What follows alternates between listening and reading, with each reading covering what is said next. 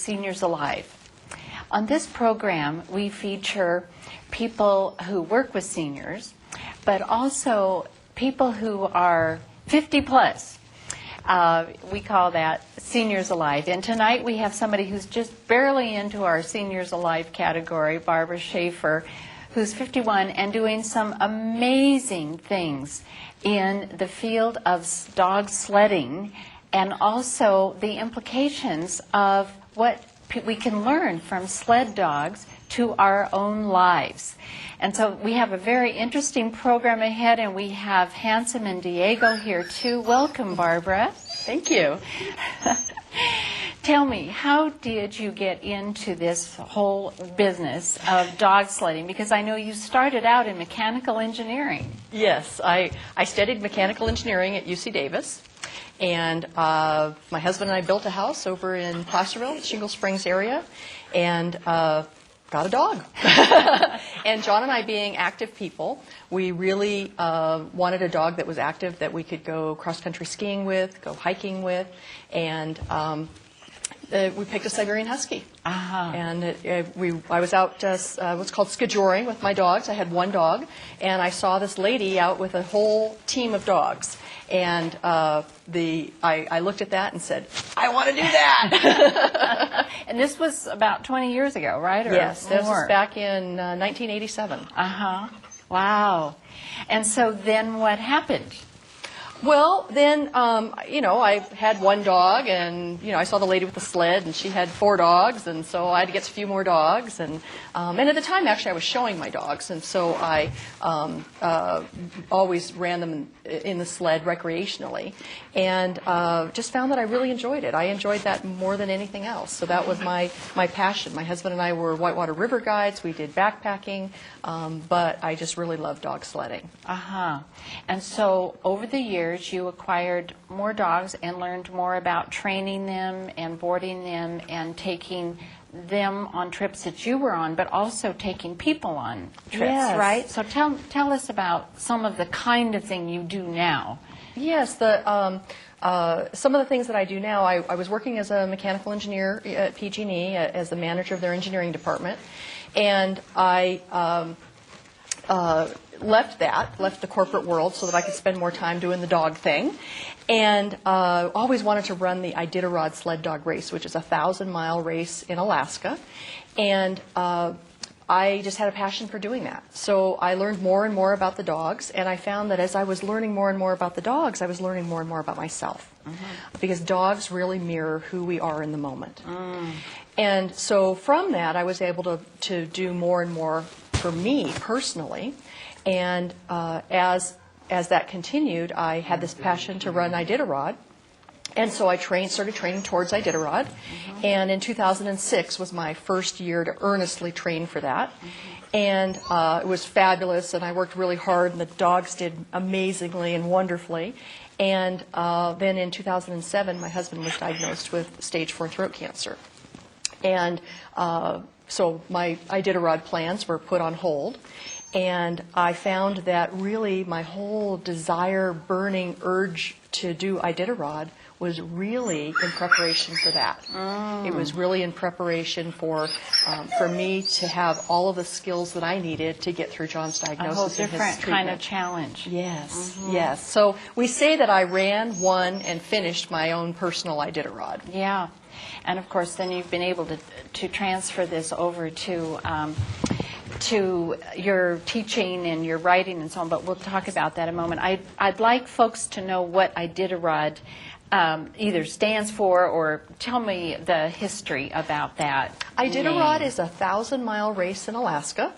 And the race commemorates, you might have remembered hearing about in the 1920s. That no, I wasn't alive. It's a history. It's a history thing. But hearing the story, okay, about how in the 1920s there was diphtheria in Nome, Alaska, and they were unable to get any medicine to the children in Nome. They tried planes, they tried trains, they tried ships, and they weren't able to do it. So what they did do was they were able to use dog sled team, and they had a relay of dogs that brought the medicine to the children and saved the children of Nome. And so the Iditarod sled dog race commemorates that. I see. And then what my business partner Liz and I did was, in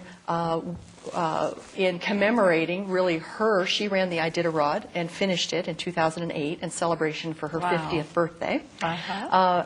And me winning and finishing my own personal Iditarod is that we also offer these 4-day sled dog adventure programs. Wow. And they're for people with whatever challenge that they want, that they've got going on. We had one person who came recently because he was interested in actually running Iditarod. He wanted to see if he really wanted to do that. And we had another gal who came because she suffers severely with fibromyalgia and just wanted to know if she could be out on a dog sled team for 24 hours. Oh, and so we were how to did help her that manage go it. She for did her? amazing, amazing. In fact, now she's got she already had some dogs of her own, but now she's actually running them as a team herself. Uh-huh. Yeah, so a good example of how doing something like this can help you meet a challenge of another sort, Yes. like what you did. Definitely. And that's how you've come to have this wonderful book, Be the Lead Dog, 7 Life-Changing Lessons Taught by Sled Dogs. So how do sled dogs teach us? Well, as I said earlier, that dogs mirror who we are in the moment. And so they're a great example for what's going on with us. Are we being patient? Do we need to learn some patience? Are we being transparent? Are we really being truthful to ourselves? And especially with sled dogs, because they're working dogs, they're a little bit more primitive. So they're a little bit more in touch with who we are. And so it makes it a little bit easier. And the other is that, so let's say that you know that you need to learn patience. And you've got an issue that's going on either with a coworker or with your husband or with a child. It's a little bit more difficult to observe it, to really take a look at it. But when you're working with an animal, it's a little easier to step back and observe what's going on because you don't have the person's judgments because dogs don't judge. Yeah. It just is So or it isn't. Wonderful about having a dog. Yeah. Well, and so the kinds of people that come to you have all sorts of different challenges and goals, and I know you've done some work with teens. Yes. Why don't you tell us about that? Yes, I'm really well known for mentoring teens. We say that I mentor them in life through dogs. And what that is they come to me to learn about dog sledding, and what they're really learning about is life. They're learning about responsibility. They're learning about trust. They're learning about dedication and patience. And so I've had several teenagers here in Nevada County that I've mentored that have, like I said, learned about life, learned about what it takes to get through life, but learn it through the dogs. Yeah, and of course this is your website, lifethroughdogs.com. Yes. I know it's showing on the screen periodically, but that's a right in a nutshell, just says a lot because it's kind of an unusual thought, life through dogs, and I said it to Gail, our director, and of course she has her darling little dog Harley, and I have a dog, and we both got it immediately, maybe a little bit different take on it.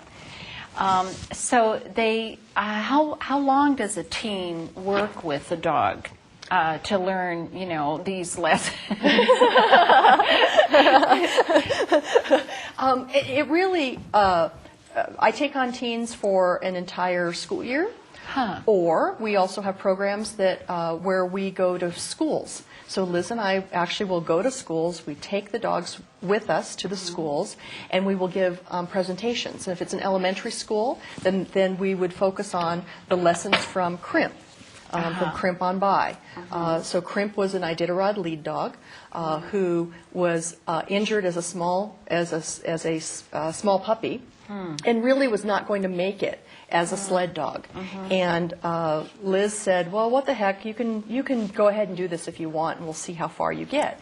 And he didn't take no for an answer. And so we'll go to elementary schools and tell the story about Crimp and how to, if it's your dream and your passion, then do it. Okay.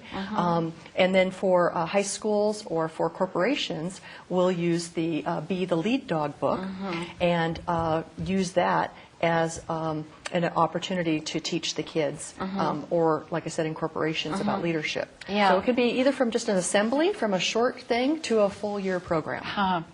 Now, what's different about a lead dog, or do dogs take turns being leaders? That's a great question. People think that, a lot of times people will think that lead dogs are aggressive. They're not. This is Handsome here. He's on the cover of the Be the Lead Dog book, and he's a sweetheart. He loves me. He's easygoing. He's confident without being aggressive. He's patient. He's certainly got a lot of determination, and all of those are the same qualities that we find in leaders in the world, too. He's truthful. I mean, he is what he is, right? And so the dogs do take turns, and that's an interesting thing, is people think that, well, he's a lead dog, and he's a lead dog all of the time. Yeah. But no, they take turns, because just like leaders in the world, or leaders in business, different leaders are better at different things. Yeah. So, for example, some of my leaders are maybe better at crowds. Some of my leaders are better around children. Some of my leaders are better in deep snow, right? But just like people, you take the strengths that they have and you work through those.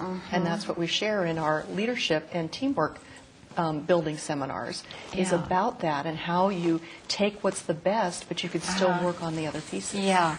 Wow, that is so interesting. The whole idea of teamwork, I can just see where it would be so good to use the dog team as an example. I'm just thinking of our small business, and my business partner Jackie and I have very different gifts. In some ways we have similar gifts.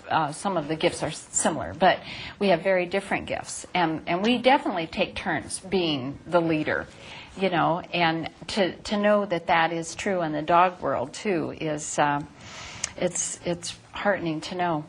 Well, what kinds of events are coming up in the next few months that people might be able to take advantage of if they're interested in? Okay. Well, one that's coming up in December 18th, up in Mount Shasta, is we're giving free rides. So there's a group up there that's doing a fundraiser. The Siskiyou Sled Dog Race Association is doing a fundraiser, and Liz and I are volunteering and bringing our dogs with us and giving free rides for kids. So that's happening from, I think, about 10 in the morning until 2 in the afternoon. On December 18th. Yes, on December 18th.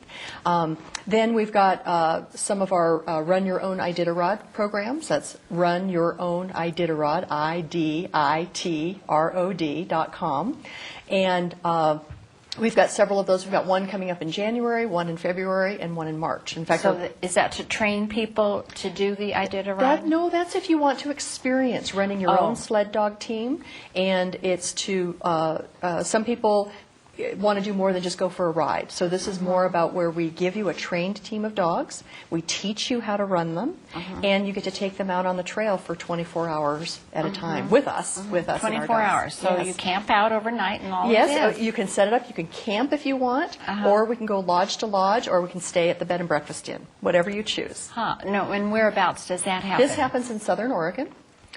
Liz has a bed and breakfast inn called Crystalwood Lodge, and we can either run the teams from there and come back to the lodge every night, or this last time everybody wanted to do it out on the trail, so we actually took the dog team out on the trail, camped out on the trail, cooked, and came back. So what town do you kind of go out of? Is it Ashland? Mostly or? Klamath Falls, Oregon. Klamath Falls. Primarily. But it's also available in Northern California, but we find that most people actually like the Klamath Falls area. It's very close to Crater Lake. It's right there on the lake, and it's convenient, and it's really good snow. So, really good snow. And we do the trips too. We can do them on dirt or do them on the snow. So. Yeah, so let's talk about the dirt thing, because we've got this this piece of equipment behind us. Let's see, I'm wondering if people can see it at all on the screen. Behind Barbara, we have what looks like kind of a bicycle with a skateboard instead of a seat. So let's explain this. Yes, well, as you know, I live here in Grass Valley, and I train my dogs about 1,000 miles a year. So about 1,000 miles we run, and 800 of those miles are done on dirt. Well, one of the things that we teach is, that Liz and I teach, and we also use with our own dogs, is called urban mushing. And it's a way that somebody can take advantage of dog sledding on wheels when you only have 1 or 2 dogs. Because you're interested in doing this, you want to exercise your dog, yet you don't want to have 4 or 5 or 6 dogs to be able to do this. You want to just do it with your 1 or 2 dogs. And so that's called a dog scooter. And we teach people how to teach their dogs to pull them around. I see. And is the balance involved in keeping that thing upright the same, the balance skills the same as staying on a dog sled? No, I'd say it's maybe more similar to a bicycle. It's very similar. Basically, if you can ride a bicycle, you can ride on a scooter. It's really an easy thing to ride. What's nice about it, you could have your dog pull you on your bicycle, for example, yet on the bicycle, if you need to stop or if there's a horse passing or something, it's a little more difficult to get off and on. So the scooter makes it a little bit easier, and you're a little bit closer to the ground. It makes it a little bit easier to maneuver on it. Yeah. Well, so on a dog sled, I always picture somebody standing on a dog sled. Yes. Is that correct? Or Yes, do you sit down on the dog sled? Primarily you stand, but on a race that's like a 1,000-mile race in Alaska, you'll make a little seat for yourself to sit down on. Because that's an awful long time to be standing for 1,000 miles for 10 days. I should say. On that race, say when Liz went, did she camp out all the way, or do they have lodges there that they... They have checkpoints. So what happens in the Iditarod is that they have, every 50 to 100 miles, they'll have a checkpoint. And at the checkpoint, the checkpoint would be anything from a community center to a tent. But at the checkpoint, there are veterinarians, there is communication facilities, and so then you can stay there if you want. Many people camp out in the wilderness, but many people will also stay at those checkpoints. Liz pretty much stayed at the checkpoints when she ran the Iditarod. I have, years ago, camped out in the winter in Yosemite and in Minnesota, too, so I know what that's like. But I think that's one thing about being a senior. At this point, I'm not so much into winter camping. Well, and that's why in mine and Liz's Run Your Own Iditarod programs, we find that some people want to do the winter camping, but some people want to go from lodge to lodge, and some people don't even want to do this in the snow. And we have, they're called sleds on wheels. It's a 4-wheeled rig. It looks like a sled, very similar, but it's made of metal. It has 4 wheels.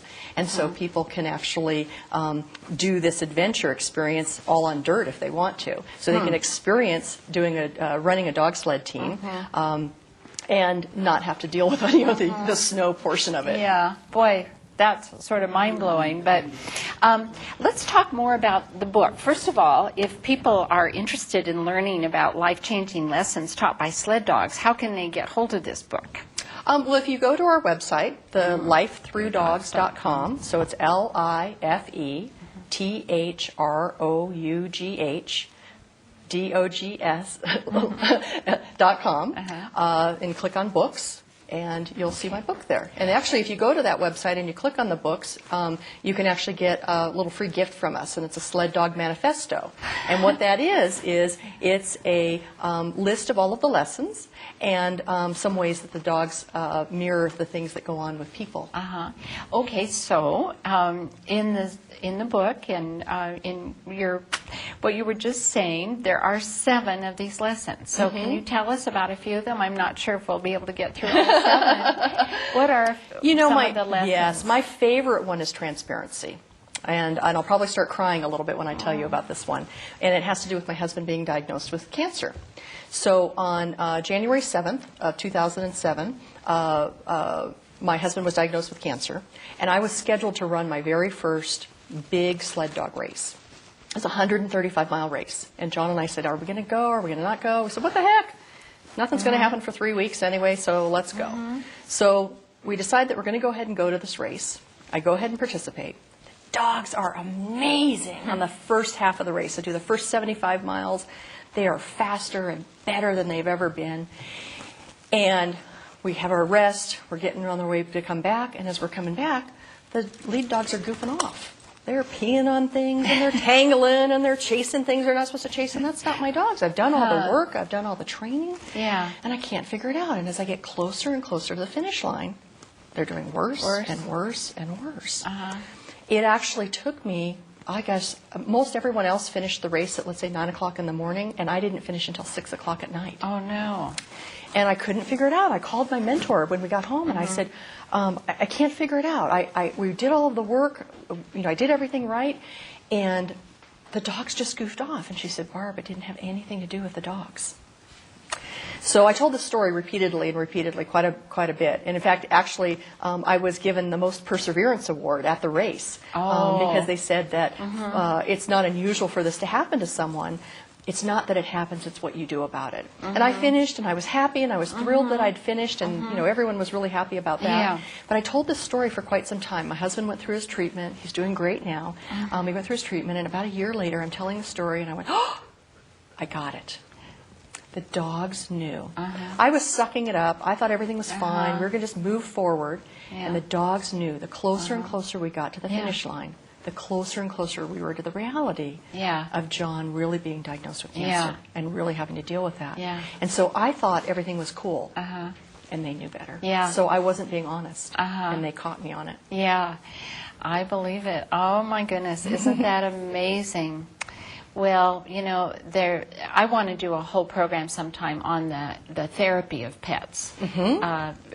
So not so much with sport-like dogs, but just cats and things we can pet and all the good things that dogs and cats and birds and fish do for people, especially for seniors. That's going to be a program sometime before too long. It's really it's something that I've spent the last 2 years. I've gone to Russia for 2 weeks for the past 2 years to work with an orphanage, and it's an orphanage that uses sled dogs to rehabilitate these orphans. Oh, really? Yes. How do they?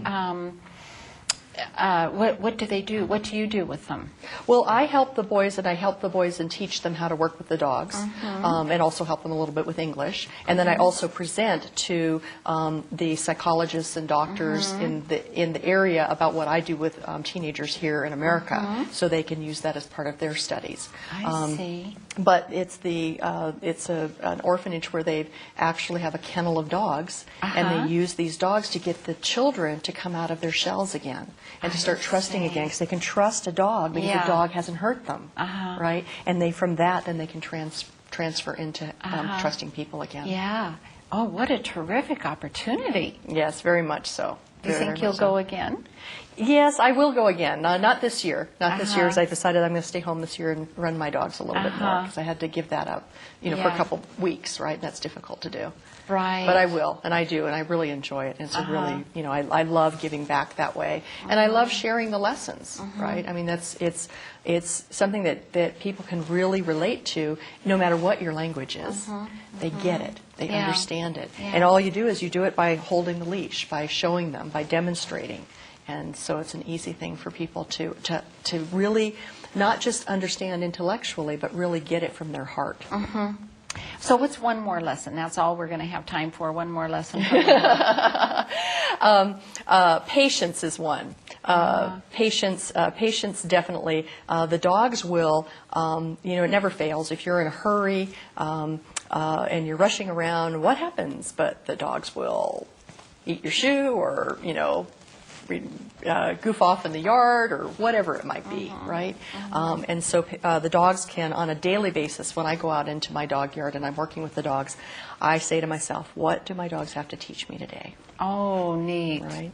And it shows up immediately. And even in today's world, often things that you can learn immediately is focus. Right now we've got all these things going on, all these things going on. And how do you focus and how do you stay on what's happening in front of you? And the dogs can demonstrate for us when we're a little too haphazard and not centered and having a difficult time focusing. Well, and then the whole quote that you said earlier about being in the moment. What was that line? Yes, dogs mirror, especially working dogs, will mirror who we are in the moment. Because dogs are in the moment. Yeah, and They live putting in us in the moment. By staying in the moment with them, it puts us in the moment. Does, definitely. I know for me, in a fairly hectic, busy life, when I take my dog for a walk, I am really in the moment. And, you know, dog is God spelled backwards. And for me, with my religious background, you know, to me, that really is kind of a God moment, a spiritual experience. Walking the dog is a spiritual experience because of what you're saying. Well, we have a couple of minutes left, and I'm interested in how you and Liz managed to have this business and so on when you live a long ways apart. She doesn't live here, is that right? Correct, yes. Liz lives in Klamath Falls, Oregon, and I live here in Grass Valley, California. And the internet is an amazing thing. Thank goodness. We wouldn't be able to do these sorts of things, or would even, we? for example, we teach these dog sledding on wheels classes. Urban Go Dogs is what it's called, so Urban Go Dogs. And we coach and mentor our students over the internet and over the telephone. Okay, right? so Because, that is yeah, it's just possible. amazing. Just like you'll do this program here, and it will be aired on the internet. Right, Same exactly. thing, same thing. And I make DVDs and send them down to Palo Alto, and they put that on the internet. So you're right. Well, we are winding up to the very end here. I want to really thank you for coming in and bringing all this equipment. What did you drive in to bring all this equipment? A dog truck. A dog truck, yeah. And yes, thank you, handsome. You are so lovely and handsome and calm and teaching us patience and honesty and all these other good things that we have to learn, we humans have to learn. And thank you, Diego, also over there, and Teresa for He's quiet off helping camera. out. Yeah.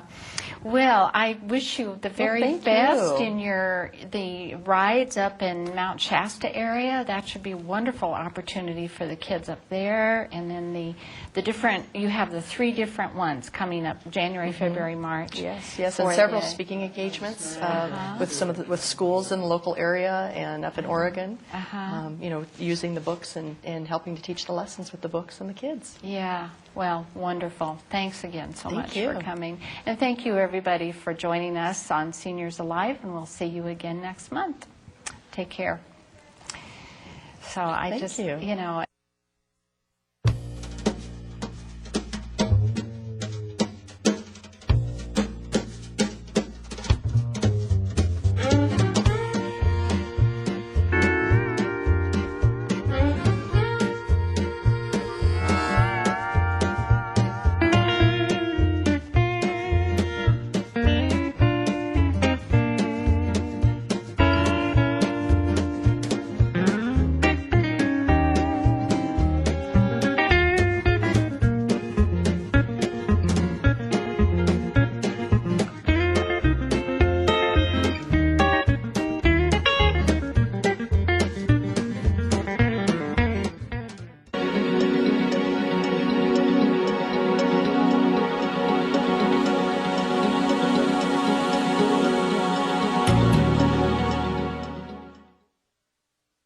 Between me, One Stop, and my previous background in jobs and education, we have found a job suitable for me to support me and my family.